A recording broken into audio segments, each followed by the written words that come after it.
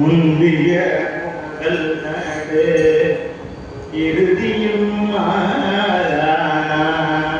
முந்திய முதல் நடு இறுதியும் மாறானாய். மூவரும் அறிய யாவரறிவார். பந்தனை விரலியும் நீயும் நின்றடியார். பந்தனை விரலியும் நீயும் நின்றடியார். பழமுடி தோறும் எழுந்தருளிய பரணே. செந்தடல் கூரை தீரு மேனியும் காட்டி. செந்தடல் கூரை தீரு மேனியும் காட்டி. திருப்பெருந்துறை கூரை கோயிலும் காட்டி. அந்த நாவலும் காட்டி வந்தாய். அந்த நாவலும் காட்டி வந்தாய். ஆரமுதே பள்ளி எழுதருளாயே. ஆரமுதே பள்ளி எழுதருளாயே. ஆரமுதே பள்ளி எழுதருளாயே.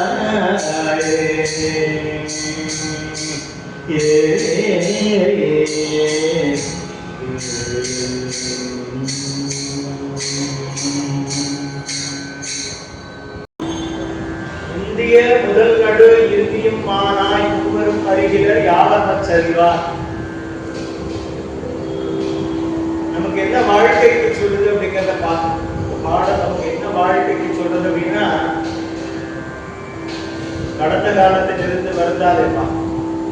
ஏன்னா காலத்தை கடந்தவனாக அவன் இருக்கிறான். எல்லாத்தையும் முன்னமாக இறைவன் இருக்கிறான் அப்படிங்கிறதுனால கடந்த காலத்தை நினைச்சு வருந்தாதேப்பா. ஆனால் இறந்த நிகழ்காலத்தில் இருக்கும் பொழுது இறை நம்பிக்கையோடு. ஏன்னா எல்லா பொருளும் நீக்கம் வரைந்து நம்மளை கவனிச்சுட்டே வர, நம்ம பார்க்க வேண்டிய பொறுப்பு நம்மளுடைய அப்பா ஸ்தானத்துல இருக்கான். அவனுடைய குழந்தை நாம அப்படிங்கிறதுனால அவனுக்கு பொறுப்பு, நம்ம பொறுப்பு. நம்ம பொறுப்பு இருந்தா அவன் ஓரத்தில் வேடிக்கை பார்ப்பான். அவனுக்கு பொறுப்பு இருக்கிறதுனால அவன் அவனுடைய பொறுப்பை நம்ம எடுத்துட்டா நம்ம கிட்ட வராம வேடிக்கை பார்ப்பான். அதனால சொன்னா அவன்கிட்ட பொறுப்பை விட்டுட்டு அவனை நம்பிக்கையே பிடிச்சிட்டு அவன் தான் நம்மை நடத்துகிறான் அப்படிங்கிற நம்பிக்கையோட எதிர்காலத்தை எடுத்து அஞ்சாம முடிவிலும் அவன் நம்மோட இருப்பான். ஏன்னா ஆத்மா அழிவில்லாதது. எங்காவது ஒரு நாள் ஆத்மாவே அங்க போய் சேர்ந்துதான் அதற்கு தகுதியையும் அவன் தான் தரணும், அதற்கு அருளையும் அவன் தான் கொடுக்கணும். அவனுடைய ஆசை நம்மள உலகத்துல இறக்கி விட்டு நம்ம பொம்மையா ஆட்டி வைக்கிறது. நமக்கு ஒரு ஆசை, இந்த வாழ்க்கையில என்னென்னலாம் கிடைக்கிறதோ அதை அனுபவிச்சு பார்க்கணுன்றது நம்மளோட ஆசை. அவனோட ஆசையும் நம்மளோட ஆசையும் சேர்த்து வேலை பார்த்துட்டு, அதனால முடிவில் அவன் உன்னோட இருக்க போறான். இப்படி அணுக்கூட்டங்கள்ல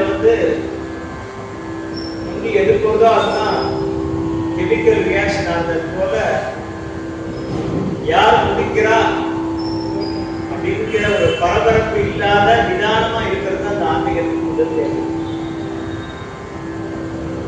அதனால மாணிக்கவாசகர் சொல்றார், முதலும் நீதான், நடுவும் நீதான், இறுதியும் நீதான். நீதான் இந்த உலகத்துக்கு என்ன போட்ட,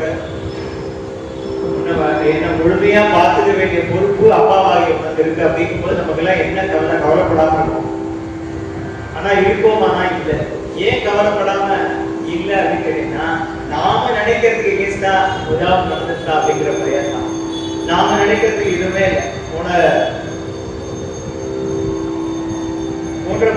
பரப்புகளை சொன்ன மாதிரி ஒரு புக்க எழுதின ஆத்தருக்கு முதல் பக்கம், நடு பக்கம், கடைசி பக்கம், முடிவு என்ன எல்லாம் தெரியும் அப்படிங்கிற மாதிரி அவ்வளவுதான் தெரியும். நம்ம எதுக்காக போட்டிருக்காங்க, ஏதோ ஒரு காரணத்துக்காக ரட்சகராக அவன் இந்த உலகத்தில் நம்மை போட்டுக்கிறான். ஆனா அதை விட்டுட்டு நம்ம எல்லாம் செஞ்சாங்க. நம்ம இந்த உலகத்துக்கு வந்ததற்கான காரணம் புரியும் வரை நமக்கு படாத பாடுபடுவோம். காரணம் தெரிஞ்சுச்சுன்னா பிரச்சனையே. என்ன பிரச்சனை அப்படின்னு கேட்டீங்கன்னா, என்ன காரணத்திற்காக இந்த உலகத்தை வந்திருக்கின்றோம் அப்படிங்கிற ஒரு ஞானம் பெரும் வரை. அப்ப அதுக்கு ஒரே காரணம் என்னன்னு கேட்டீங்கன்னா, அது எப்படி கூட்டி போறதோ அப்படி போகணும். நம்ம ஒரு தீர்மானம், அது எப்படி ஐஷன் போறதோ அந்த வழியில நம்ம போகணும் அப்படிங்கிறது ஞானமா இருக்கு. இந்த முதல் வரியோட முழுமையான ஒரு நமக்கெல்லாம் கிடைக்கக்கூடிய வாழ்வியல் சிந்தனைன்னா இதுதான். இதைதான் மணிவாசகர் ஃபாலோ பண்ணார், அதான் நம்மளையும் ஃபாலோ பண்ண சொல்றாரு.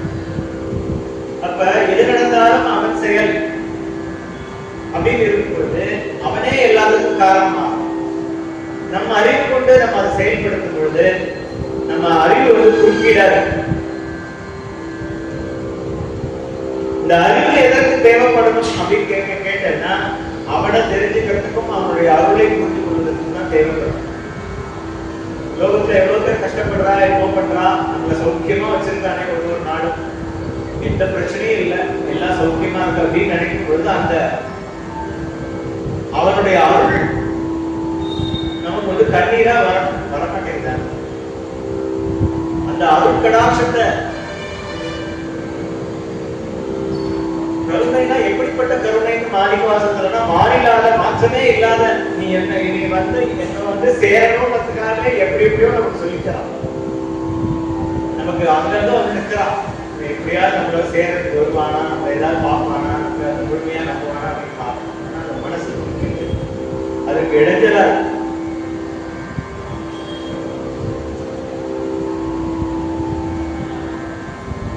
அப்ப முதல் நடு இறுதியமானாயும் போது அந்த வார்த்தையே எல்லாம் முடிஞ்சு போச்சு. அதற்கு அடுத்ததான் ஒரு வார்த்தை சொல்லாரு, ஒவ்வொரு அருகிலும் யாவரும் சரிவான் அப்படின்னு அந்த இரண்டாவது வார்த்தை சொல்றார்.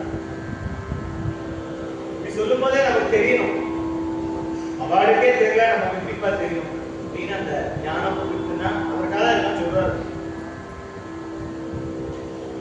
ஒவ்வொரும் அருகில யாவரும் சரிவார்.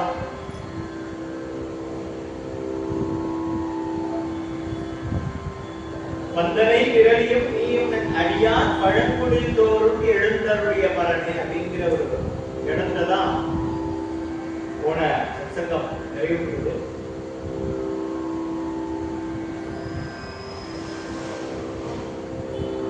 பழங்குடில் தோறும் எழுந்தருடைய பலனை இப்ப நிறைய விஷயங்களை சத்சங்கத்தை பார்த்தோம். பழங்குடில் அப்படின்னா பழமையான குடியிருப்பு இல்ல தொன்மையான ஒரு வீடு அப்படின்னு சொல்லலாம். உண்மையா அதுக்கு என்ன அர்த்தம் கேட்டீங்கன்னா, எண்ணற்ற பிறவிகளாக இந்த உடல் எப்படி பழகி வருது, அவனையே நினைந்து பழகி வருது. அப்ப நம்ம இன்னைக்கு அந்த சிந்தனையில இருக்கோம், அதற்கு காரணம் அவன் தான். ஏன்னா எண்ணற்ற பிறவிகளா என்ன நமக்கு வந்து ஞாபகத்துல இருக்குதோ அதுதான் நமக்கு திருப்பி திருப்பி வரும். அப்ப எண்ணற்ற பிறவிகளா நம்ம ஏதோ ஒரு வகையில இறைவன் மீது நமக்கு வந்து அந்த விருப்பம் இருந்து அவனை நோக்கி தெரிஞ்சோ தெரியாமலோ பயணித்திருக்கும். அப்படி இருக்கிறதுனாலதான் அந்த பக்தியினால் ஏற்படுகின்ற பேரன்பு. பேரன்புனா என்னன்னா இறைவன் மீது ஏற்படுகின்ற பேரன்பு. மற்றற்ற நிலையில உலகத்திலிருந்தும் உடம்பிலிருந்து விடுபட்டு உள்ளத்தாலும் அன்பாலும் நமக்கு கிடைக்கின்ற பேரன்பு. இந்த உடல் தான் அவன் குடியிருக்கிற குடில். இன்னொரு புறமா பார்த்தா பழக்குடில் அப்படிங்கிறது வந்து எண்ணற்ற பிறவில்லாத பழகி வந்த இந்த உடல் அப்படிங்கிறது ஒரு வியாக்கியானம். அதே நேரத்துல இந்த உடல்ங்கிறது ஒரு குடி. இந்த உடல்ல உயிராக குடியிருக்கிறவன் எம்பெருமான். அந்த குடிலுக்குள்ள எப்பெருமான எழுந்தருள சிவமாகிய பரம்பொருள் எழுந்தருள வேண்டும்னா என்ன செய்யணும்ன்றத இந்த திருப்பள்ளி எழுச்சி சொல்றது. அதோட மட்டும் சொல்ல, பழங்குடி தோறும் தோறும் அப்படின்னா என்ன கேட்டீங்கன்னா, அவனுக்கு ஒரு கோயில் இல்லப்பா, நிறைய கோவில். எதுப்பா கோவில்? அடியாருடைய வேர் தான் கோவில்ப்பா. அதே மாதிரி அவன் ஒரு இடத்துல இருக்கானா, எல்லா இடத்துலயும் இருக்கான். எங்கெல்லாம் இருக்கான்? அடியார்கள் எப்பொழுதும் எங்க இறைவனை நினைத்துக் கொண்டே இருக்கிறார்களோ அந்த இடத்தெல்லாம் இறைவன் செல்கிறான். அடியவர்கள் சிவனடியார்கள் இருக்கும் ஒவ்வொரு இடத்திலும் சிவமாகிய பரம்பொருள் இருந்து கொண்டே இருக்கிறது என்பது முதல். அது பிரமாணமாகவும் இருக்கு. நிறைய முறை சொல்லியிருக்கேன். அவெல்லாம் பாடும் பொழுது உள்ளுக்குள்ள இருக்க எனக்கு தெரியலையப்பா அப்படின்னு சொல்லிட்டு ஒவ்வொரு இடத்துக்கு சொல்லியிருக்காரு. தேடி கண்டுகொண்டே திருமாவளவன் நாங்களும் தேடி தேவனா தேவனை என்னுள்ளே தேடி கண்டுகொண்டேன் சொன்னாங்க. அப்ப ஈசன் எங்க இருக்கான்? என்னுள்ள. நமக்கு தெரியாதனால புறமா வச்சிருக்குது.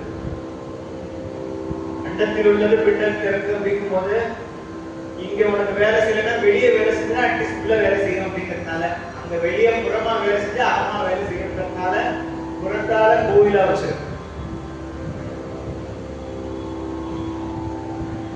இந்த உடல் என்பது எப்போதும் ஒரு நிலையான வீடு. ஒரு நாளைக்கு காலி பண்ணிக்கலாம், டெம்பரரி வாடகை வேண்டாம். இது எது பிறப்பு, வளர்ப்பு, முதுமை, மரணம் அப்படிங்கிற சுழற்சியில போயிட்டே இருக்கும். உடலுக்கான ஒரு சைக்கிள் என்னன்னு கேட்டீங்கன்னா, பிறக்கிறோம், கொஞ்சமா குழந்தை வளர்றது, பெரியாளாகிறோம், அப்புறம் முதுமை வர்றது, மரணம். இந்த சைக்கிள் தொடர்ந்துட்டே இருக்கு. எத்தனை வருஷமா நமக்கே தெரியல. திருப்பி தொடர்ந்துட்டு இருக்கிற இந்த பிறப்பு. ஆகையினால ஒவ்வொரு அடியாருடைய பழைய முடியுது வந்து போயிருக்காங்க. ஏன்னா உடல் என்பது அழிவுக்கு இருக்கிறதுனால உடல் வந்து போயிட்டு இருக்கோம்மா. அந்த குடியிலும் தானே எழுந்தருளி அவைகளை எந்த உயிருக்கு அந்த யோகியதை இருக்கோ, எந்த உயிருக்கு அந்த சுத்தப்படுத்தி இதயம் பூர்ணமா உள்ள வந்து பேரன்பினால உருகி அழுது அழுவன் தொழுவன் அரற்றுவன்கிற மாதிரி இறைவனை நினைத்து அந்த மாதிரி ஒரு பாவத்தை யார் இருக்காங்களோ அந்த அவர்களுடைய உடம்பை தன்னுடைய கோயிலா கொள்றான் பெருமான் என்று சொல்லாம சொல்றாரு.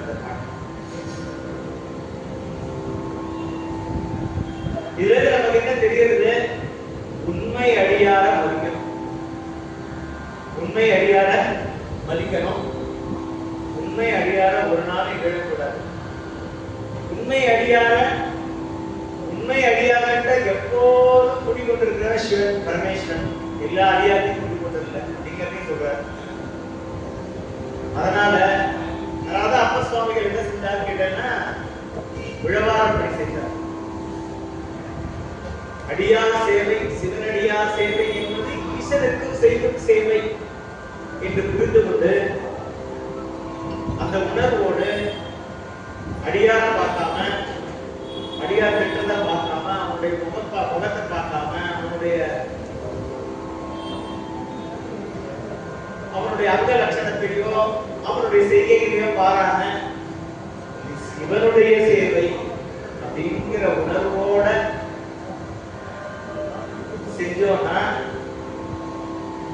அது உண்மையில் சிவனுக்கு செய்யும் சேவையா. இதெல்லாம் படி. எதற்கு படி? பழங்குடில் தோறும் எழுந்தருளிய பரணே அப்படின்னு ஒரு நாளைக்கு இந்த குடியில எழுந்தருளும் அப்படிங்கிறதுக்காக நாம் என்ன செய்யணும் அப்படிங்கிறத சொல்லாம சொல்றார் மணிவாசகர். அப்ப என்னென்ன சேவையெல்லாம் செஞ்சா அது இறைவனுக்கு போய் சேரும், யாருக்கு சேவை செஞ்சா அது இறைவனை சென்றடையும். அப்ப அதற்கான தகுதி இந்த குடிலுக்கு உண்டா. அப்ப இது பழங்குடி, பழமையான குடியாது.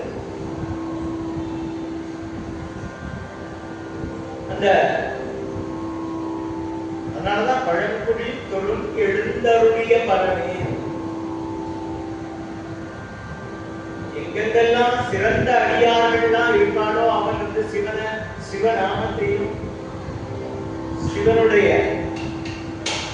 பராக்கிரமத்தையும் பேசிக்கொண்டும் ஆடிக்கொண்டும் பாடிக்கொண்டும் இருக்கிறார்களோ அவனிடத்துல பரமேஸ்வரர் இந்தியா உண்மையா இருக்கிறது அடியாரோட நெஞ்சத்துல தான், இதயத்துல தான். அதனால பழங்குடில் தோறும் எழுந்தருளிய பரணே. அடுத்ததாக இன்னொரு சொன்னார் முதல் வரையில, வந்தனை விரலியும் நீயும் நின் அடியார் பழங்குடில் தோறும் எழுந்தருளிய பரணே அப்படின்னு கொண்டு ஒரு முதல்ல விட்டு போச்சு. வந்தனை நல்லூர்னே ஒரு கஷேத்திரம், நேரம் அதை பத்தி பேசுறதுக்கு. இந்த வந்தனை நல்லூர் அப்படிங்கிற கஷேத்திரம் வந்து காவிரி வடகர கஷேத்திரம். அம்பாள் என்ன பண்றான்னு கேட்டா வந்து விளையாடி இருக்கான். தலபுராணத்துல சொல்றது எதை பந்தா வச்சிருக்கான் அந்த தலபுராணத்துல 4 வேதங்களையும் பந்தா வச்சிருக்கான். இந்த 4 வேதங்களையும் பந்தா வச்சு விளையாடின தலம் வந்தனை நல்லூர் அப்படிங்கிற ஊர். இந்த அம்பாள் விளையாடுறத பார்த்து சூரியன் வந்து ரொம்ப பிரமிச்சு போய் அப்படியே நின்றுட்டான், திகச்சு நின்றுட்டான். அதனால சூரியன் திகச்சு நின்றதுனால தன்னுடைய பணி உதிக்கிறதும் மறையறதும் வந்து அப்படியே நின்று போச்சு.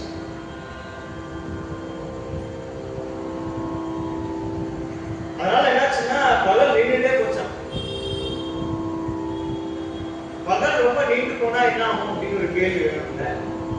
பகல் நீண்டு போனா உயிர் சோர்ந்து போயிடும்.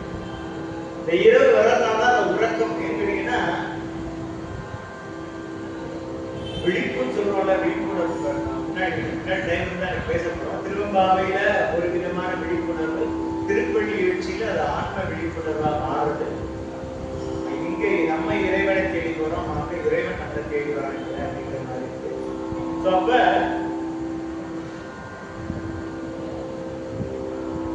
பகல் நீண்டு போறது அப்படிங்கிறதுனால உயிர்கள் வந்து சோர்வடைகின்றன.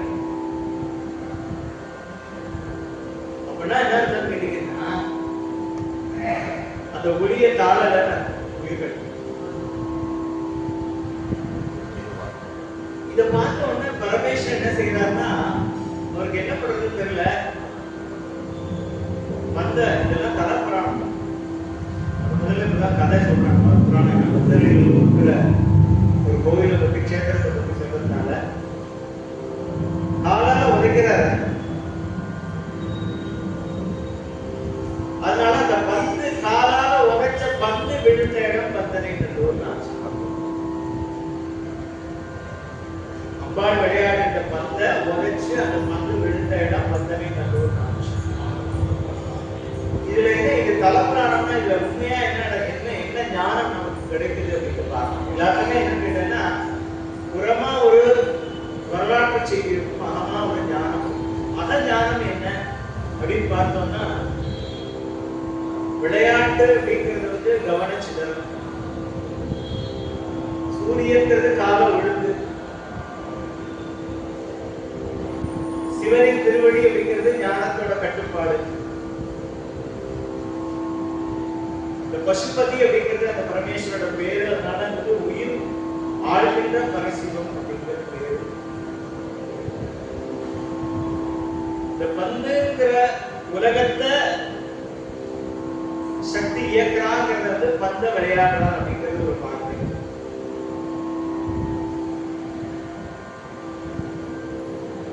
சிவனடியா சிவபெருமான் காலால் உதைக்கிறார் அப்படிங்கிறது என்ன சூட்சமா உலகம் அனைத்தும் சிவனுடைய ஆளுமைக்கு உட்பட்டதுன்னு ஒரு பொருள்.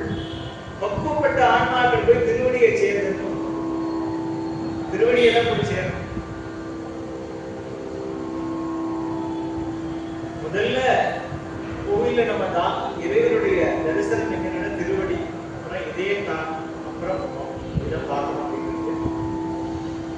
நாம் போய் சேரக்கூடிய இடம் திருவடி. முன்னாடி ஒரு பாடல பாட்டோம், அந்த திருவடிக்கான ஸ்பெசிபிகேஷன் என்ன கொடுத்திருக்கார் அப்படிங்கறத பார்த்தோம். அதே போல வந்தனை விரலியும் அப்படிங்கிறதுக்கு போன வரப்புறையில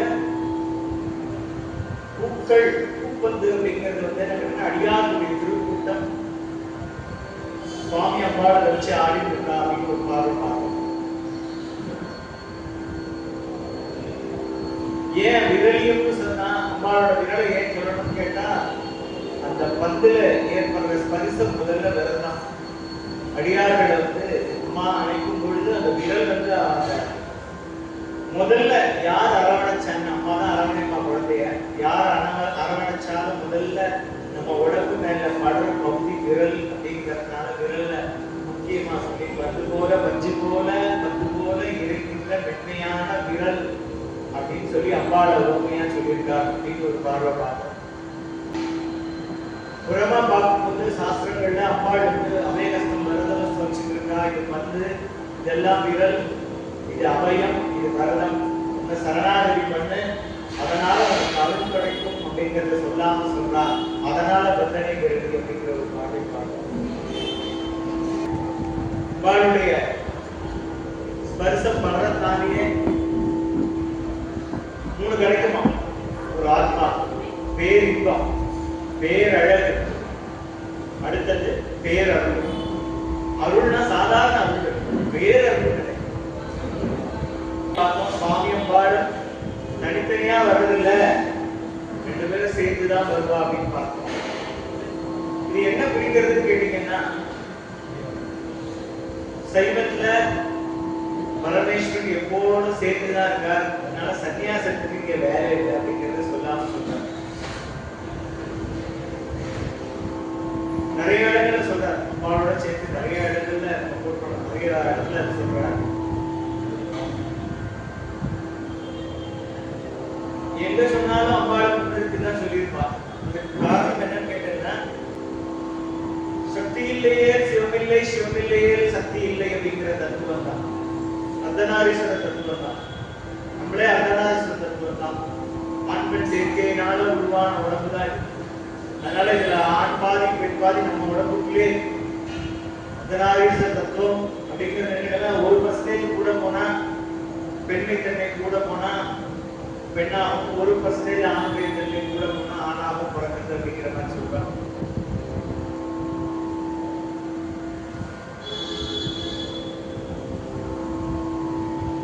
அப்ப நமக்கு அருள் கிடைக்கும் அப்படின்னா, வந்தனை விரலியும் நீயும் நின் அடியார் பழங்குடில் தோறும் எழுந்தருளிய பரனே அப்படின்னு சொல்லி அம்பாள சுவாமியா இந்த குடில எழுந்தருள்வா அப்படிங்கிறத மறைமுகமா நமக்கு மணிவாசக பெருமான் சொல்றார். ஏன்னா இந்த செந்தழல் குறைந்து மேனியும் காட்டி, செந்தழல் குறைந்து மேனியும் காட்டி, திருப்பெரும் துறையுரை கோயிலும் காட்டி, அந்தணன் ஆவதும் காட்டி, வந்து ஆண்டாய் ஆரம்பே பள்ளி எழுந்தல் அப்படிங்கிற நாளைய பற்றி பார்க்கிறோம். மணிவாசக பெருமான் மறைமுகமா சொல்றார், ஈசன் உன் உடம்புல குடியில குடியேறிட்டான் அப்படிங்கிறதுக்கான அடையாளம் என்னப்பா அப்படிங்கிறது சொல்றார்.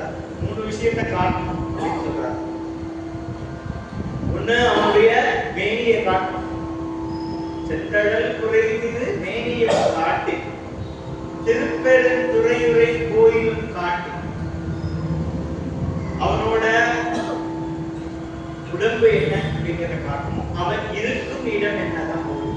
சுவாமி இருக்கும் இடம் தான் கோயில். முதல்ல அவனுடைய மேனி, அடுத்தது அவன் இருக்கும் கோயில், அதுக்கப்புறம் அவன் என்னவா இருக்கான் அப்படிங்கறத காட்டுறதா. அந்த நிறைய அர்த்தம் இருக்கு.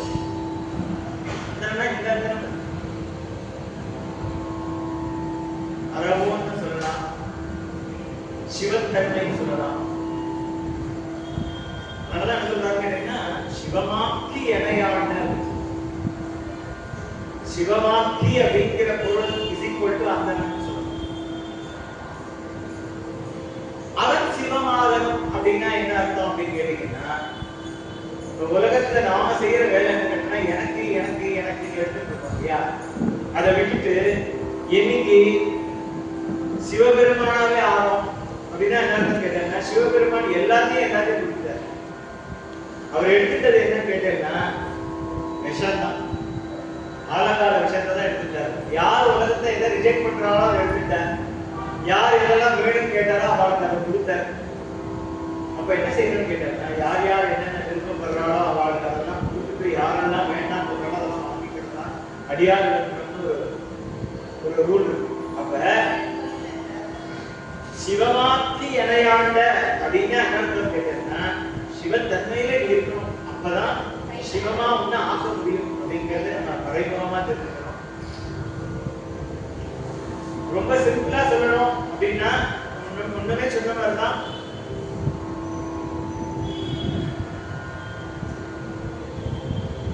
எடுப்பதை விட்டு கொடுக்க வேண்டும். இது உலகியெல்லாம் எப்படி எக்ஸ்பிளைன் பண்றது? கொடுத்தால்தான் சரி, இறைவன் கொடுத்துட்டே தான் இருக்கான். சூரியன் இருக்கு, சூரியன் வந்து எத்தனையோ லட்ச காலமா ஒளி கொடுத்துட்டே இருக்கு. ஒரு நாள் அது குறைவே இல்லை. அதே போல ஒரு மனுஷன் இருக்கான்னு, வயல நெல் விளையிறது, மூட்டை மூட்டையா கட்டி ஆத்த பதுக்கி வச்சான்னு வச்சுக்கலாம், அதனால ஒரு பிரயோஜனமும் இல்லை. அதை எதிர்க்கு நிலத்தை போட்டு திருப்பி திருப்பி கொடுக்குறானோ, நிலத்துக்கு அதை கொடுக்குறானோ, அப்பதான் விளையுது. அப்ப சிவமாக்கி இணையாண்ட அப்படிங்கிறதுக்கு என்ன கேட்டீங்கன்னா, முதல்ல நம்ம இருக்கிற எல்லாரையும் கொடுக்கணும். அதனாலதான் என்ன கேட்டீங்கன்னா, பெரிய அரசெல்லாம் ஆண்டி ஆளுக்கு காரணம் என்ன கேட்டீங்கன்னா, எனக்குன்னு எப்ப எடுத்து வச்சுக்கிறதோ அப்ப வைஷ்ணவம். எப்ப எனக்கு வேணும்னு எடுத்து வச்சுட்டியோ அப்ப வைஷ்ணவம் உள்ளது. எப்ப எனக்கு வேண்டாம் அப்படின்னு எல்லாத்தையும், பெரிய புராணத்துல தன் மனைவியை கூட கொடுத்தாரு. அப்படி ஒரு பாவம் நமக்கு வரணும். பெரிய புராணம் ரொம்ப அருமையா சொல்லுது. எல்லாத்தையும் கோபனம் உட்பட எல்லாத்தையும் விரும்புவான் இறைவன் அப்படின்னா அதை கொடுக்க தயாரா. அப்ப அப்படி ஒரு அபரிமிதமான நம்பிக்கை எம்பெருமான் இருந்தால்தான் சித்திக்கும் அப்படிங்கிறத மறைமுகமா சொல்லிருக்க திருப்பதியை வச்சு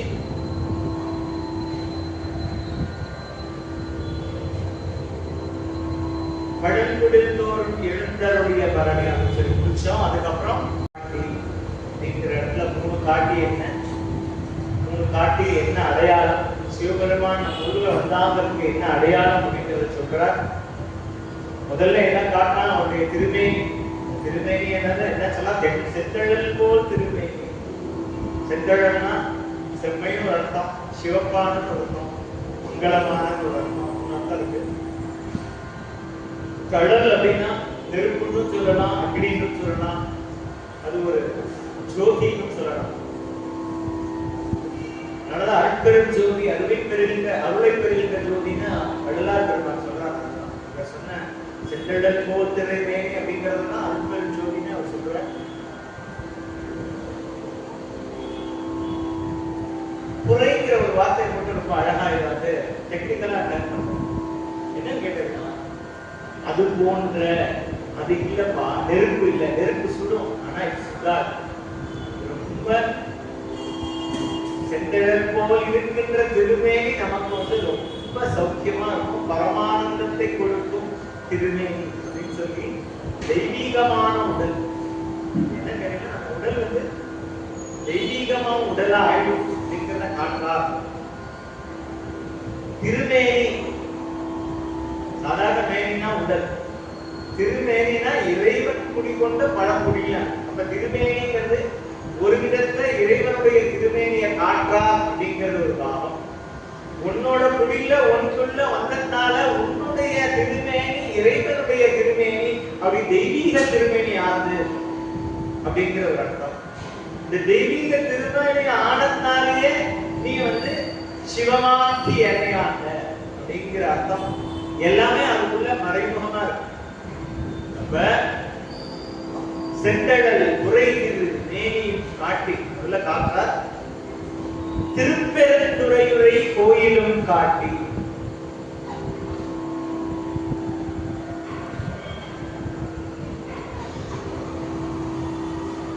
திருப்பெருந்துறைனா நிறைய இடத்துல சொல்லியிருக்கேன். திருவை பெறுகின்ற துறை, திருவை பெறுவதற்காக நாம் என்ன செய்ய வேண்டும் சொல்றது, அந்த துறையை அடையறதுக்கு தான் எல்லாரும் காலமா முயற்சி செய்யறான். கோடிக்கணக்கான பேர் முயற்சி செய்து பக்தியில ஒரு சில பேர் மட்டுமே தேர்றாங்க. ஏன்னா இது உலக பற்றில உள்ள ஆசையினால அவ்வளவு சீக்கிரம் அதுல இருந்து டெட்டாச் பண்ணிக்க முடியாதுனால ஏதாவது ஒண்ணு மேல ஆசை வந்து படக்கணும்னா ஏதாவது ஒரு 64 கலை 64 கலையில ஏதாவது ஒரு கலை நம்மளை பிடிச்சிக்கணும். அது மேல உள்ள பற்று போகாது. சாதாரணமா பார்த்தோம்னா அந்த மனசோட நேச்சரே வந்து அடிமை. இந்த அடிமைத்தனம்ன்றது இந்த புலன்கள் மேல வச்சுட்டா இறைவன் மேல போகாது.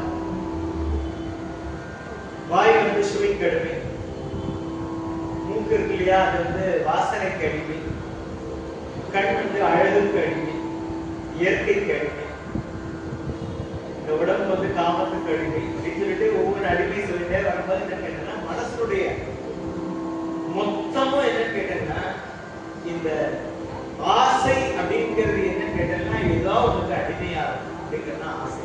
ஆசையோட இன்னொரு ஒரு ஒரு விலாசம் அப்படிங்கிறது அடிமை. ஆசை எப்படி அடிமையா இருக்கு கேட்டேன்னா போனதே சொன்னேன் இல்லையா, ஏதாவது டீ கடையில் பஜ்ஜி போட்டாங்கன்னா அந்த பஜ்ஜி ரொம்ப வசதியா இருக்குன்னா அடுத்த பக்கம் அடுத்த முறை அந்த பக்கம் போகும்போது அந்த ஹோட்டல்ல அந்த விஷயத்தை சாப்பிடணும் அப்படிங்கறத என்ன தோணுது இல்லையா. 2 தடவை போய் சாப்பிட்டா இந்த தடவை போமா அந்த கடையில போய் சாப்பிடணும் அப்படின்னு சொல்றாங்க. அப்ப என்ன கேட்டீங்கன்னா ஏதோ ஒரு விஷயத்துக்கு அடிமையா இந்த அடிமையை புடுங்கி எங்க வைக்கணும்னு கேட்டீங்கன்னா இறைவன் மீது. அப்ப அது அவ்வளவு ஈஸியான புலன்கள் வந்து புறப்பொருளுக்கு தான் அடிமையா, அகப்பொருளுக்கு அடிமையா ஆகல. அந்த புறப்பொருளுக்கான அடிமையை பிடுங்கி அகப்பொருளுக்கு வைக்கிறதுக்கு என்ன செய்யணுங்கிறது இந்த திருப்பெருந்துறை சரி இந்த திருப்பலி எழுச்சி நமக்கு எல்லாம் சொல்லி கொடுக்கும். அதோட திருவாசகம் முழுதும் வாழ்வியல் தான். விதவிதமா அவருடைய அக அனுபவத்தை சொல்லி விதவிதமா நமக்கு உணர்த்துறதுக்கு முயற்சி பண்றாரு. அதனால யாருக்கும் கிடைக்காத பாக்கியம் என்ன கேட்டா மணிவாசகர் கிடைத்தது. அவர் பாடின பாட்டெல்லாம் பரமேஸ்வரன் போயிருக்கு. ஏன் எழுதினார், ஏன் அலைய விட்டார் அப்படி திருப்பி நான் சொல்றேன்னு கேட்டேன்னா நமக்காக இந்த ஆத்மாக்கள்லாம் வாழ்க்கையில வேற எந்த நூலும் வேண்டாம், திருவாசகம் நம்ம போடணும். அது சொல்ற செய்தி நமக்கு ஒரு வரிய ஃபாலோ பண்ணா ஒற்றியன் வாழ்வுடல் ஆகிய பொருளின் முதல் வரியை நம்ம ஃபாலோ பண்ணாலே போதும். நான் உனக்கு அடிமை அப்படிங்கிற சரணாகதி முதல்ல வந்துடுனாலே இறைவன் நமக்குள்ள வந்துடலாம். அப்ப ஒரு வரைக்கும் அவருடைய அக அனுபவத்தை நமக்காக பாடியிருக்கிறார், நமக்காகவே விட்டு சென்றார் திருவடி தீட்சை கொடுக்குது. அப்ப ரொம்ப எளிமை, திருமுறையிலேயே ரொம்ப எளிமையான வார்த்தைகள் வந்து சொன்ன மூச்சியன் வாழ்வுடல் ஆகிய பொருளை வாழ்க்கைக்கு முதலாகிய பொருள். இதுக்கு என்ன அர்த்தம் சொல்லணும்? அத ஒரு வாரி ஒரே வழியே ஒரு மாதிரி சொன்னா கொச்சி என் வாழ் முதல் ஆகிய பொருளை அப்படின்னா அது அர்த்தம். வாழ்வுடலாகிய பொருளை அப்படின்னு அர்த்தம். போற்றி என் வாழ் முதலாகிய பொருள் அர்த்தம். அதே நீங்க ஒவ்வொரு விதமா அர்த்தம் பண்ணும்போது ஒவ்வொரு ஒரே வரி ஒரு 15 அர்த்தத்தை கொடுக்கலாம். அந்த மாதிரி ஒரு பரம ரகசியத்தை அடங்கியது திருவாசகம். அப்ப அந்த ஒரு வரி வேலை செய்யும். ஒரு வரியே வேலை செய்யுதுன்னா மொத்த திருவாசகம் எப்படியாவது நமக்கு அப்படின்னு சொல்றாரு. அதே மாதிரி அவர் என்ன சொல்றாருன்னா தேவதட்சணிகள் காலினை காட்டா, முதல்ல திருவடிதான் வேணுங்கிறதுனால தேவதட்சணிகள் காலினை காட்டா எனக்கு காட்டுப்பாங்க. ஆனா இந்த இடத்துல வந்து செந்தடல் குறைந்தது மேனியும் காட்டி, செந்தடல் குறைந்தது மேனியும் காட்டி திருப்பெருந்துறையுரை கோயிலும் காட்டி.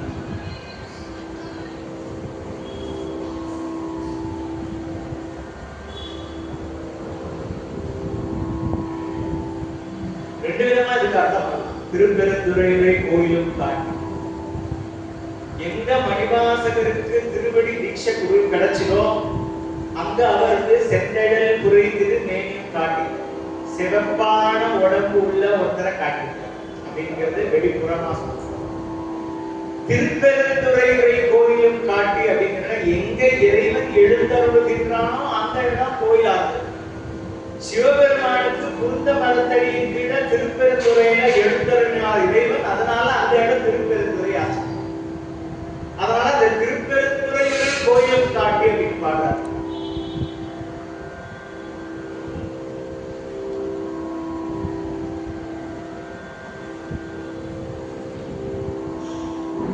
செந்தழல் புரை திரு மேனியும் காட்டி.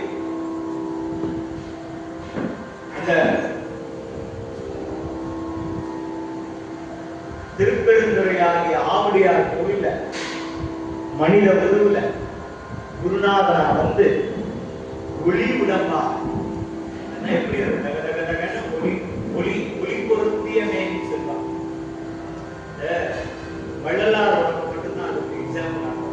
ஒளி பொருத்திய உடம்ப சுற்றி ஒரு ஒளி போட்டோவே காட்டுது. எனக்கு தெரிஞ்சு அவர் தான் அந்த மாதிரி இந்த மாதிரி ஒரு ரெஃபரன்ஸ் கொடுத்து காணிச்சிருக்காங்க. இந்த ஒளி பொருத்திய மேனியாக ஏன் செந்தழல் சொல்றாருன்னா அப்படி செக்கச்சவே இருக்கான். அந்த செக்கச்சவேர்ந்த உடம்பு இருந்ததுனாலதான் அவருக்கு பேரே சிவம்னு பேரும். சிவம்னு இன்னொரு அர்த்தம் என்னன்னா சிவம்னு அர்த்தம். செக்கச்சவேர இருந்ததுனாலதான் அந்த குருநாதனுக்கு பேர் வந்து சிவம்னு பேரு. அது என்ன செய்யுமா அந்த சிவந்த மேனி, அந்த சிவந்த மேனிய அவன் பார்த்த உடனே அவனுடைய ஆணவம் கண்மம் மாயை அப்படிங்கிற மூணையும் படக்குன்னு எரிச்சுட்டான் அந்த இடத்துல. இந்த நிகழ்வு மணிவாசகருக்கு நாம் அந்த சிவந்த திருமேனிய பார்த்த உடனே அது என்ன செஞ்சுதான் நம்மள இருக்காது. சாதாரண நெருப்பாதான் நம்மளை எரிச்சிடும். செந்தழல் போல் திருமேனி அப்படிங்கிற அந்த செந்தழல் போன்ற அந்த திருமேனி என்ன செஞ்சுட்டான் அவன் குருநாதனா வந்த உடனே அந்த முதல் காட்சியிலே நிகழ்ந்த அனுபவம் என்ன அப்படின்னு கேட்டா ஆணவம் கண்மம் மாயை அப்படிங்கிற என்னென்னலாம் நமக்கு கர்மா இருக்கும் போச்சாங்க. அப்ப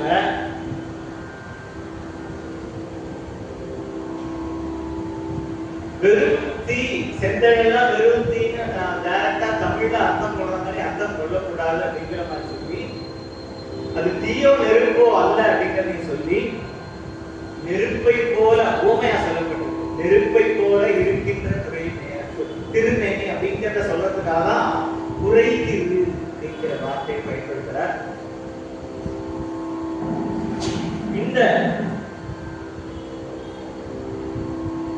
நெருப்பை போல இருக்கின்ற திருமேனி அப்படின்னு ஏன் சொல்லணும்பா, அப்படியே ஒரு ரெஃபரன்ஸ் கொடுக்கணும்.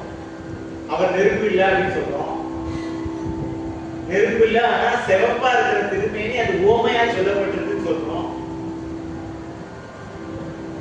அப்புறம் வந்து அவர் ஜோதி அவர் நெருப்புன்னு ஏன் சொல்றா, அதற்கான உள்ளர்த்தம் என்ன அப்படின்னு கேட்டீங்கன்னா இந்த நெருப்புங்கிறது 3 வேலை செய்யணும். அதனால அந்த நெருப்புக்கு ஓமையா சொன்னார்கள் அப்படின்னு சொன்னாங்க. என்ன எங்க நெருப்பு ஆக ஜோதி எரியுதோ அது வந்து இருட்டு போயிடும். இருட்டு முதல்ல போகும். இருள் விலகிருக்குன்னா அங்க என்ன பண்ணும், ஒளி வரும். ஒளி வந்துருக்குன்னா அது வந்து ஒளி வந்து குளிரையும் போக்கும் தான். துருள் பிரிச்சு மாட்டார். அந்த குளிரையும் போக்கும் தன்மை அந்த ஒளி கூட்டான். அதே போல அழுத்தை எரிக்கும் தன்மை இருக்கான். சோ அறியாமை என்ற இருட்டு, பிறவி என்ற குளிர். குளிர்ல ஏன் சொல்லப்படுங்கன்னா குளிர்ந்த பொருள் தான் வந்து ஜீவி. ஒரு இடத்துல சொல்றாங்க, மாணிக்கவாசகர் ஒரு இடத்துல சொல்றாங்க, எந்த பொருள் ஈரத்தன்மையோட இருக்கா ஜீவி. அதனால அறியாமையாகிய இருளை போக்கி, பிறவி என்ற குளிரையும் போக்கி, ஆணவம் என்ற அழுக்கையும் போக்கி போக்குகின்ற திருமேனிங்கிறதால செந்தழல் போல் திருமேனி.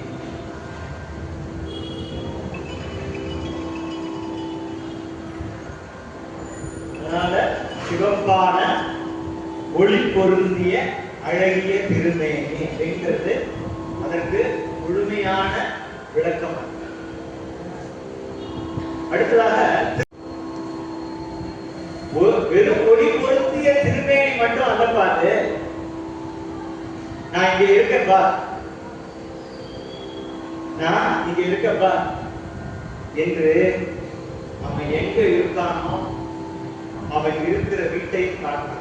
அப்படின்னா என்ன அர்த்தம் கேட்டீங்கன்னா, நம்ம உடம்புல ஒளி இருக்கிற இடத்தையும் அவன் காட்டினாங்கிறது உள்முகமா தெரியுது. புறமா அவன் இருக்கிற ஒளி பொருந்திய உடல் வந்து நமக்கு அவனுக்கு காட்சி கொடுத்த திருப்பெருந்துறை அப்படிங்கிற தலத்தையும் குருந்தபுரத்தின் கீழே அந்த தலத்தையும் காட்டினான் அப்படின்னு வந்து திருமேனி அவனுடைய வடிவம் கோயில் மூன்றையும் காட்டினான். ஒளி ஒளி பொருந்திய வீடு அதற்கான குணம் தான் சிவமாம் தன்மை அப்படின்னு சொல்றாங்க. இந்த சிவமாம் தன்மைங்கிறதா சிவமாக்கியமையா. இந்த சிவமாம் தன்மைக்கான விஷயம் என்னங்கிறத உடல்ல பொருந்தி காட்டலாம் அப்படிங்கிறதுதான் அந்தணன் ஆவலும் காட்டியது. திருப்பெருந்துறை அப்படின்னா கடல். இந்த பிறவி என்கிற கடலை கடக்க உதவுகின்ற துறை எதுனா திருப்பெருந்துறை. அது உடம்புக்குள்ளே இருக்கு, வெளியிலையும் புறமாவும் இருக்கு, அகமாவும் இருக்கு. துறை உரை இருக்கிறார். துறை உரை கோயிலும் காட்டி. ஏன் அதற்கு உரை போனோம் நீங்க கேள்வி கேட்டோம்னா, காட்சி கொடுத்துட்டு போயிடலாங்க. காட்சி கொடுத்துட்டு யாரோ சில பேருக்கு காட்சி கொடுத்துட்டு போயிடறாங்க. டெம்பரரியா வந்து அந்த அந்த காட்சியை காட்டிட்டு போயிடுற அது ஒரு அனுபவம். நமக்கு ஏதோ ஒரு சமயத்துல ஏதோ ஒரு நேரத்துல வயிறு பூச்சி இருக்கு, நம்ம வந்து ஆனந்த கிடைக்கிறோம். ஒரு செகண்ட் வந்துட்டு போகும். அப்படி இல்லாம திருப்பெருந்துறை துறை கோயிலும் காட்டி அப்படிங்கறத நிரந்தரமா தங்கிட்டார். மணிவாசகனுடைய இடத்துல இதயத்துல நிரந்தரமா தங்கிட்டார் சொன்னதுக்காக திருப்பெருந்துறை உரை கோயிலும் காட்டி. ஆக்சுவலி அவர் வந்து மதுரையிலிருந்து குதிரை போனார். யாருக்காக? பாண்டிய மன்னனுக்காக. அப்ப என்ன பண்ற? இந்த காசு கொடுத்து நீ தேடி வந்தது குதிரை இல்லப்பா, நீ குதிரையை தேடி வந்த, குதிரையை தேடி வந்த, நீ தங்க வேண்டிய இடம் இதுதான் சொல்லி அங்கேயே தங்க வச்சிட்ட. அப்படி நீ தங்க வேண்டிய இடம் என்று சொல்லாமல் சொல்லி அந்த அனுபவத்தை கொடுத்துட்டு போயிட்டார். ரொம்ப பர்சனலா பார்த்தோம்னா, ரொம்ப கொலிக்கலா கடவுள் தன்னோட அட்ரஸை காட்டு. இதுவரைக்கும் யாருமே காட்டல. கடவுள் தன்னோட இடம் எங்க இருக்கு, தன்னோட மேனி எங்க இருக்கு, என்ன இதெல்லாம் காட்டாத மணிவாசகருக்கு காட்டி காட்டி அப்படின்னு தன்னுடைய சொந்த முகவரியை காட்டிட்டு போயிட்டாரு. எப்போனா ஒரு போலாம் வரலாம் அப்படிங்கிற மாதிரி ஆயிடுச்சு. அப்படி ஒரு பாவம். அடுத்ததான் அந்தணன் நாவலும் காட்டி வந்தாண்டாய். எத்தனையோ வடிவம் இல்லை உலகத்துல, எத்தனையோ வடிவம். ஏன் அந்தணன் அப்படிங்கிற வடிவத்தை காட்டலாம் அப்படின்னு ஒரு கேள்வி கேட்கலாம் இல்லையா? ஏன்னா ரொம்ப பெரிய ஞானத்தை சொல்றாரு. ஒரு இறைவன் ஒரு மனிதனுக்கு உள்ளே வந்துட்டா என்ன நடக்கும், என்ன நிகழ்வு அப்படிங்கிற அந்தணன் நாவலும் காட்டி அப்படிங்கும் போது அது அவ்வளோ பெரிய ரகசியம். சொல்லிட்டேன் சிவமாக்கி அப்படின்னு ஒரு வார்த்தை சொல்லிட்டேன். மணிவாசகருக்கு ஒரு பெரிய மந்திரி இல்லையா, அவரை ஆட்கொள்றதுக்கு ஒரு உருவம் வேணும். அதனால அவர் என்ன பண்ணாங்கன்னா, அன்பான எப்போதுமே இறைவன் வந்து அவாவாளுடைய நிலைக்கு ஏற்ற மாதிரி, ஏன்னா பயந்துருவான் இறைவனே. உண்மையான அவருடைய ஒளியையும் அவருடைய தேகத்தையும் காட்டினா மனுஷன் பயந்துருவான்னு சொல்லிட்டு அவளுடைய பக்குவத்துக்கு ஏற்ற மாதிரி ஒரு உடம்பை எடுத்து தந்து இந்த பூவுகள்ல அவளுக்கு காட்சி தருவான் அப்படின்னு பல இடங்கள்ல அதுக்கான பிரமாணம் இருக்கு. அது போல பெரிய மந்திரி குதிரை வாங்க வந்திருக்கார். அப்படி இருக்கும்போது அவனுடைய மனநிலைக்கு ஏற்ற மாதிரி ஏன் அந்தனா ஆவதும் காட்டி இந்த மாதிரி 3 காட்டி சொல்லும் பொழுது ஒவ்வொன்றையும் ஒரு ரகசியத்தை வச்சு இந்த மாதிரி உருவத்துல அவர் ஏன் காட்டணும் அந்த ஆவதும் காட்டி அப்படிங்கிற ஒரு விஷயத்தை சொல்றார். அந்த அன்பான குரு வடிவம் வந்து வெறுமன காட்டலை. அந்த ஆவதும் காட்டிங்கிறது சிவமாக்கிங்கிறது என்னையே எடுத்துக்கலாம் அப்படின்னு சொல்லி அவர் அதான் சொல்றார். தந்தது தன்னை கொண்டதின் தன்னை சொல்றதுக்கு காரணம் இந்த இடம் தான். என்னையே முழுசா எடுத்துக்கிறையா விவாசகருக்கு தன்னை முழுமையாக கொடுத்தார் அப்படிங்கிறது ஒரு சித்தழல் குறைத்திரு மேனியும் காட்டி திருப்பெரு துறையுரை கோயிலும் காட்டி அந்த நாவலும் காட்டி தொடர் நிறுத்தாம வந்து ஆண்டாய் அவனே வந்து இறக்கி ஆண்டாய்னா அர்த்தம் இல்லைன்னா அவனை வந்து தனக்கு சொந்தமாக்கிட்டான் அப்படிங்கிற அர்த்தம். பரமேஸ்வரன் மணிவாசகரை தனக்கு சொந்தமாக்கி கொண்டார். ஒரு மனிதனை இறைவன் ஆள வேண்டும்னா சிவத்தன்மை முழுமையா அடைந்து அதற்கான தகுதி பியூர் ஃபார்ம் உண்மை சத்தியம் பியூரிட்டி இதெல்லாம் இருந்தால்தான் சிவபெருமான் வந்து ஆழ்வான். இப்படி ஒரு தகுதி மணிவாசகருக்கு இருக்கு. அதனால்தான் வந்து ஆண்டாய். ஏன் வந்து ஆண்டார்? மணிவாசகருக்கு அவர் மேலே இருந்த பேரின்பம் பேரன்பு. அந்த பேரன்பு இவரை அவர் மேல் பேரின்பம் கொள்ள செய்தது. அன்பால் வந்து ஆண்டாய் அப்படிங்கிறத ருசிச்சு ரசிச்சு அனுபவிச்ச உடனே பழக்கணும்னு ஆரம்பதே அப்படிங்கிறது இதெல்லாம் அனுபவிச்ச உடனே அதனுடைய வெளிப்பாடு ஆரம்பதே. இந்த திருப்பள்ளி எழுச்சியில ரொம்ப அற்புதமா 7 இடங்கள்ல எம்பெருமான் பள்ளி எழுந்தருளாயே அப்படின்னு சொல்றார். 2 இடத்துல ஆரம்பதே பள்ளி எழுந்தருளாயே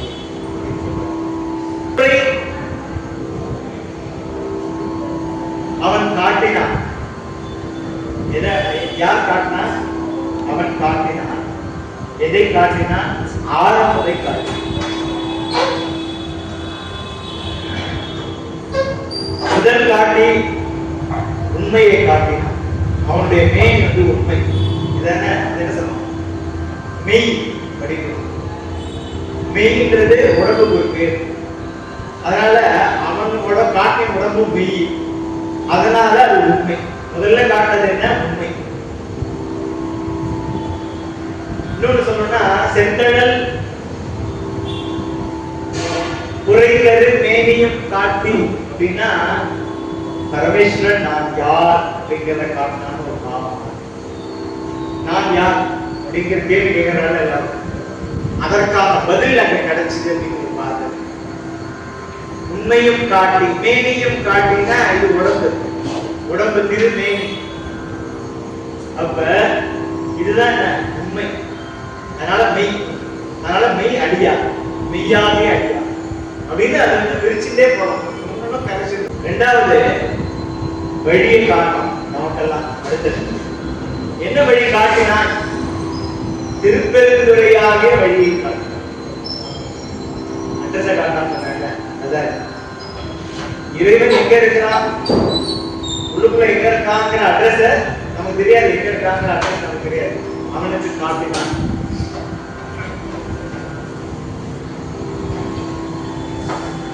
நான் எங்க இருக்கேன்னு காட்டிட்டு கண்ணாமூச்சி விளையாடுனா என்ன அர்த்தம்? தேட வைக்கின்ற அவனை தேட வைக்கின்ற வழின்னு சொல்லலாம். நமக்கெல்லாம் என்ன அர்த்தம்? இருக்கிற இடத்தை தேட வைக்கிறான். தேட வைக்கின்ற வழி.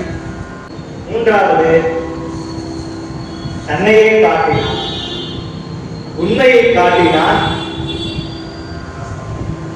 உண்மையை காட்டினான், வழியை காட்டினான், தன்னையே காட்டினான். ரொம்ப ரொம்ப நுணுக்கமான இடம். உண்மையை காட்டினான் அப்படிங்கிறது முதல் வரி.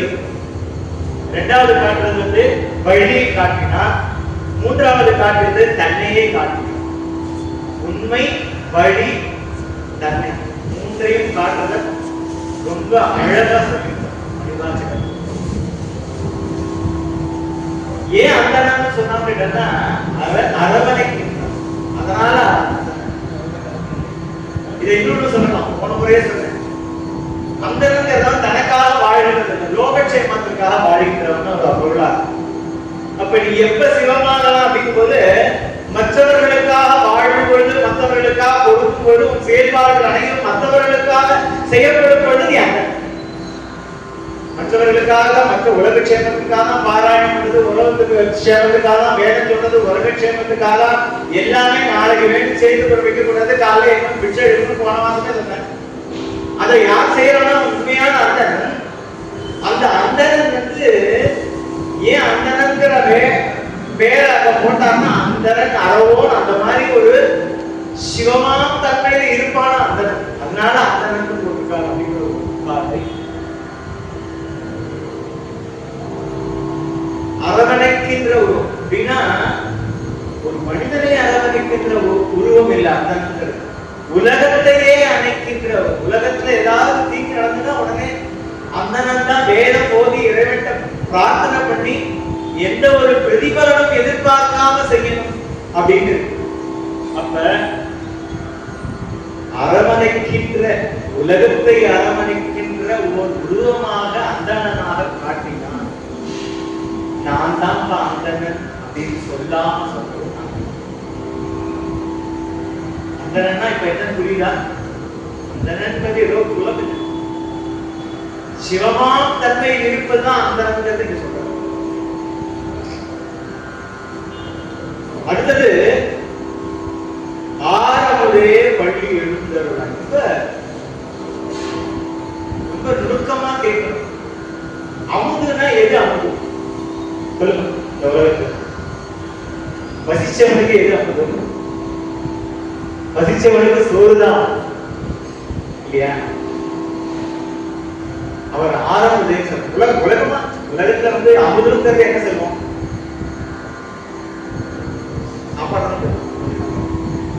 உலகத்துல உள்ள அமுதம் என்ன செய்யும்? நம்ம செத்து போறதுல இருந்து தடுக்கும். ஏன்னா உணவு இல்லைன்னா மனுஷன் என்ன பண்ண மடிந்து விடுவான். இந்த உலகத்துல உள்ள அமுது என்ன பண்றது? இந்த உடம்பு இந்த உலகத்தை விட்டு போகாம இருக்கிறதுக்காக, தடுக்கிறதுக்காக உணவு அப்படிங்கிற அமுது. ஆனா அந்த அமுது ஆறாம் அமுதுங்கிறது என்ன தெரியுமா? உலகத்துக்கு புறக்காம இருக்கிறதுக்காக இருக்கிறான். இது இந்த உலகத்து உடம்பை பேணி காப்பதற்காக, இது அழியாமல் இருப்பதற்காக, நம் உலகத்தை இறக்காமல் இருப்பதற்காக நமக்கு நாம் எடுத்துக்கொள்கின்ற சாதாரணமான சோறு சொல்லுவோம். பசிதான் பேசிக்கான. பசிச்சவனுக்கு சோறு தான். சாதாரண உலக வாழ்க்கையில இருக்கிற மனிதனுக்கு உயிர் வாழ இந்த உடம்பை போற்றுவதற்காகவும் இந்த உடம்பு அழியாமல் பாதுகாப்பும் கிடைப்பது அமுதுன்னா, அந்த ஆரமுதுங்கிறது என்னன்னு கேட்டேன்னா, பிறவியே இல்லாம இந்த உடம்பு திருப்பி பிறக்காம இருக்கிறதுக்கான அமுதுங்கிறது அந்த ஆரமுது. ஆரமுதாகிய இறைவன் அப்படின்னு அந்த அமுதுங்கிற வார்த்தையை ஆரமுதுன்னு போட்டு, இது இந்த உடம்பை அமுது அப்படிங்கிறது ரொம்ப காலம் வாழணும்னா இந்த அமிர்தத்தையே சாப்பிட்டா. எதுக்காக சாப்பிட்டா? ரொம்ப காலத்துல உடம்பு உயிர் வாழணும், இளமையோட இருக்கணும், எல்லா உலகத்துல உள்ள சுபபோகங்கள்லாம் அனுபவிக்கணுங்கிறதுக்காக அந்த அமுதத்தை சாப்பிட்டா. அந்த அமுதம்ங்கிறது என்ன பண்ணும் அப்படின்னு கேட்டேன்னா, இந்த உலகத்துல இந்த உடம்ப 300 வருஷ காலம், 500 வருஷ காலம் பேணி காத்தார் இருக்குல்ல, 3000 வருஷம் பார்த்தார் திருமூலர் இருக்குன்னா இந்த உடம்பை பேணி காப்பது ஒரு அமுதம். அந்த ஆறானது பிறவியே வராம தடுக்க, உடம்பே வராம தடுக்கிறதுனால அந்த ஆரம்பு, அதனால ஆரம்புதே அப்படிங்கிற ரகசியமா வச்சு பள்ளி எழுந்தருளாயே. ஆரம்புதே அப்படிங்கும்போது என்ன கேட்டா சின்ன குழந்தை மாதிரி கொஞ்சம் ரமேஸ்வரன் ஆரம்புதே அப்படிங்கிறது கொரோக்கியலா செல்லமா சொல்ற ஒரு வார்த்தையா கூட அது பார்க்கலாம். ஒரு வார்த்தைக்கு எல்லையற்ற பரப்பு இருக்கு. ஏன்னா இது ஒரு உணர்வு, இறைவன் உள்ள வந்தவன உணர்வினால ஏற்பட்ட ஒரு அனுபவம். அனுபவம் வெளிப்பாடா வரும் பொழுது அது நம்ம சிந்தனையில என்னென்னலாம் சொல்லியிருப்பாங்கன்னா ஒரு தேடல் போட்டோம்னா அது எல்லையில பரப்புட்டவே ஒரு உட்கார்ந்து, அப்படி ஒரு எல்லையற்ற பரப்பை கொண்டது திருவாசகம். எப்ப நீ ஆரம்பதே அப்படி கொஞ்சம் முடியும் பரமேஸ்வரனை பார்த்து கேட்டா பக்தியினுடைய உச்சம். யார் பக்தியினுடைய உச்சத்துக்கு போராடும்? பராபக்தி பேர். அந்த பக்தி வந்துடுமா தெரியாது. அதாவது முழுமையான சரணாகதி. உன்னை தவிர வேற உலகத்துல எதுவுமே உண்மை இல்லப்பா, நீதான்ப்பா, அடிச்சாலும் உதைத்தாலும் என்ன பண்ணாலும் நீதான் சொல்லி அவனை கெட்டியமா பிடிச்சுக்கிறோம் இல்லையா, அந்த நிலைப்பாடு. எது நடந்தாலும் நீதான், உன்னுடைய பொறுப்பு தான் அப்படின்னு சொல்லிட்டு முழுமையாக தன்னை ஒப்படைத்த நிலையில் அந்த பக்தியினுடைய உச்சம் வெளிப்பட்டது. அதனால ஒரு ஆரம்பதே. பக்திக்கு முன்னால கடவுள் கூட குழந்தைதானே. அப்ப உன்னுடைய பக்தி உண்மையானதா, ரொம்ப போற்றுதற்குரியா இருந்தா இறைவனுக்கு குழந்தையா. அப்ப குழந்தையாயிடலாங்கிறதுக்கு என்ன அர்த்தம் கேட்டா, ரெண்டு பேருமே இந்த கள்ளம் கபடம், மனுஷன் தான் கள்ளம் கபடம் உள்ள இருக்கும். இந்த படிப்பு போல படிகலிக்கும் அப்படிங்கிறதே என்ன கேட்டீங்கன்னா பியூர் ஃபார்ம். அதான் ஆத்மாக்கு இதான் சொல்றாங்க. நிறைய இடத்துல சொல்லுங்க, சாந்ததன் பண்ணமா ஆன்மா. எந்த கலர் அதுல போறியோ அந்த கலரை ரிஃப்ளெக்ட் பண்ணுறது. அதுக்கு ஸ்படிகலிங்கிறதுக்கு ஒரிஜினலா எந்த கலரும் கிடையாது. ஸ்படிகமா இருக்கிறதுனா பியூர், கண்ணாடி போல இருக்கிறதுனா, உள்ள இருக்கிறத காட்டுறதுனா நிறைய மனசு அந்த போல இருக்கணும். அதெல்லாம் ஸ்படிகலிங்கத்தை வச்சு பூஜை பண்றதுன்னு சரி. ஸ்படிகலிங்கத்தை வச்சு பூஜை பண்றதோட தாற்பயம் என்னன்னு கேட்க, ஒண்ணும் மறைக்கிறதுக்கு வேலையே இல்லை. எது இருக்கோ பின்னாடி இருக்கிறதோ முன்னாடி இருக்கிறதோ அதுதான் காட்டும். அதுக்குன்னு ஒரு தன்மை இல்லை. அப்படியே ஒரு தத்துவ பொருளா அந்த ஸ்படிகத்தை வச்சிருக்கா. கண்ணாடி கண்ணாடியே பார்த்துட்டாங்க. கண்ணாடியே பார்த்துட்டா என்ன மல்டிபிள் ரிஃப்ளெக்ஷன் நடக்கும். எங்க பார்க்கலாம் அப்படின்னு கேட்டா வெப்பகிரகத்தை பார்க்கலாம். வெப்பகிரகத்துல பாட மாட்டேன், இந்த கோயில உள்ள பள்ளியறையில பாட மாட்டேன் அப்படிங்கிற வார்த்தைக்கு ரொம்ப ரொம்ப கிடைத்தற்கு அரிய பதம்பொருள் தான். ரொம்ப கிடைத்தற்கு அரிய பரம்பொருள் ஆரம்பதே அப்படிங்கிற வார்த்தை தான். எவ்வளவு பருகினாலும் திகட்டாத ஒரு அமுதம். உலகத்துல எந்த இன்பம் கிடைச்சாலும் சில நாட்கள் மட்டுமே இருக்கும். ஆனா அந்த சிவ அனுபவம், சிவ அனுபவம், இந்த சிவ அனுபவம் மட்டும்தான் அமுதமாக இருக்கும். பேரானந்தத்தை தரும் சொல்றார்.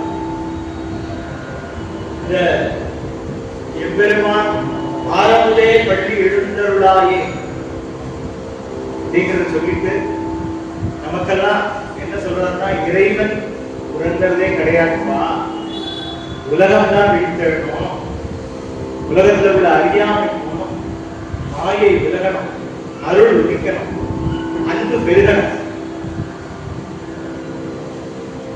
அதனால என் உள்ளத்திலையும் இந்த உலகத்தில் உள்ள சிறந்த சிறந்த அடியாள உள்ளத்திலும் நீ எழுந்தருள வேண்டும்பா. எம்பெருமான் ஆரம்பதே பள்ளி எழுந்தருளாயே அப்படின்னு சொல்லி இந்த நமக்காக இந்த ஆரம்பமா இருக்கிற நீ அடியாருக்கெல்லாம் எழுந்தருள வேண்டும் சொல்லி நமக்காக பிரார்த்தனை செய்கிறார். இந்த 4